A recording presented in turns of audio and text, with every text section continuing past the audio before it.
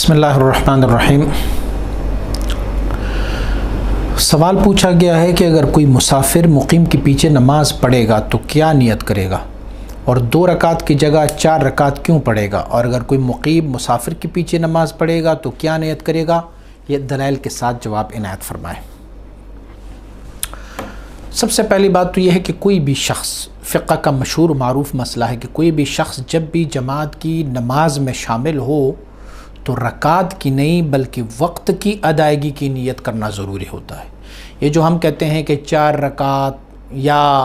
4 تکبیر نماز جنازہ کے یا 2 رکعت ہم فجر کے پڑھ رہے ہیں، رکعتوں کا تذکرہ کرنا یہ ضروری نہیں ہے، بلکہ وقتی نماز کی ادائیگی جو ہے اس کی نیت کرنا ضروری ہے۔ مثلا اگر کسی نے فجر کی نماز پڑھنی ہے تو اگر وہ رکعتوں کا تذکرہ بھی نہ کرے کہ میں کتنے رکعت پڑھنے لگا ہوں، صرف یاد رہے کہ اتنی رکعتیں پڑھ رہا ہوں، لیکن وقت کی تعین اور نماز جس وقت کی وہ پڑھی جا رہی ہے اس کا تعین اس پر لازم ہے، تو مقیم کو چاہیے کہ جب وہ کسی مسافر امام کے پیچھے نیت کریں تو وہ رکعت کی نیت نہ کریں بلکہ وہ وقتی نماز کی نیت کر لیں۔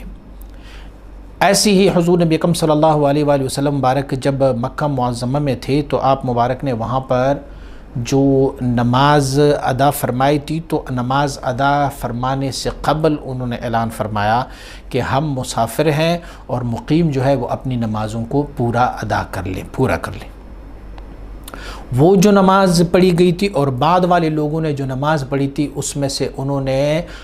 2 رکعت جو بقیہ پڑھ رہے تھے اس میں سے کوئی قراءت انہوں نے نہیں کی تھی،